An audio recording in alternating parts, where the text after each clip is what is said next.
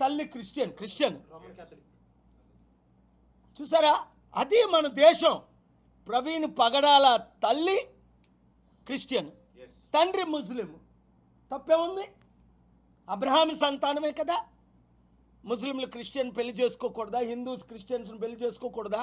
అది ఒక కుటుంబం. అంత చక్కని టాలెంట్ ఉండి దేవుని చేత వాడబడుతున్న ఆయన్ని ఒక తాగుబోతుగా మీరు చిత్రీకరిస్తారా? దుష్టులారా, దుర్మార్గులారా, నీచులారా, అసహ్యులారా, మీరు చూసారా ఆయన తాగడం? మాస్క్ పెట్టుకొని లోపల తాగాడా? ఎక్కడ కొన్నాడు?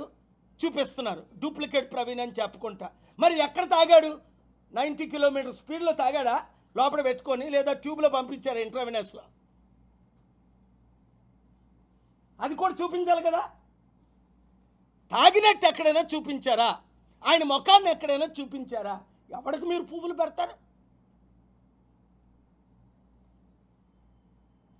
దేశం కూలిపోద్ది, రాష్ట్రం కూలిపోద్ది. నేను ఒక మ్యాటర్ టేకప్ చేసిన తరువాత మీరు ఒళ్ళు దగ్గర పెట్టుకొని ఇన్వెస్టిగేషన్ చేసుంటే మంచిది.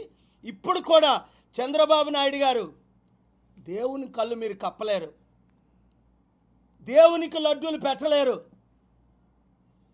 దేవునికి పువ్వులు పెట్టలేరు. సత్యం తెలుసుకోండి. సిబిఐ ఎంక్వైరీ మీరు అడగండి. అప్పుడు మీ క్లీన్ హ్యాండ్. చంద్రబాబు నాయుడు గారు సిబిఐ ఎంక్వైరీ అడిగారని ఒక చరిత్రలో ఒక మంచి పేరు ఉండిపోద్ది మీకు.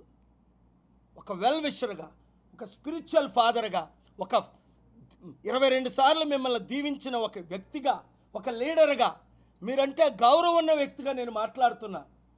సిబిఐ ఎంక్వైరీకి పంపించండి చంద్రబాబు నాయుడు గారు. అప్పుడు మీ చేతులు కడుక్కున్నలు అవుతారు. సిబిఐ ఎంక్వైరీ స్టార్ట్ అవుద్ది, నా ఎంక్వైరీ స్టార్ట్ అవుద్ది. సిబిఐతో నేను చేతులు కలిపి డైరెక్ట్ రూట్లో ఎంక్వైరీ చేయిస్తాం. మీరు సిబిఐ ఎంక్వైరీ వద్దు అన్నారంటే ఆంధ్రప్రదేశ్ 6 కోట్లు, తెలంగాణ 4 కోట్లు, తెలుగు ప్రజలు 15 కోట్లు. అప్పుడు మిమ్మల్ని ఏమంటారు? ఏదో ఉంది, విషి వాషి ఫిషి. సిబిఐ ఎంక్వైరీ వద్దంటున్నారు, చంద్రబాబు నాయుడు గారు ఎందుకు వద్దంటున్నారు అని ఒక క్రైస్తవులు కాదు, 30%, 15 కోట్లు తెలుగు ప్రజలు మిమ్మల్ని వారి హృదయాల్లో నుంచి వెలివేస్తారు. అనవసరంగా మీకు చెడ్డ పేరు వస్తుంది. ఇంతకాలం మీరు చేసిన సేవ అంతా వృధా అయిపోద్ది. చరిత్రలో నాట్ హౌ యూ స్టార్టెడ్. 78లో మీరు ఎమ్మెల్యే అయ్యారు, 95లో ముఖ్యమంత్రి అయ్యారు.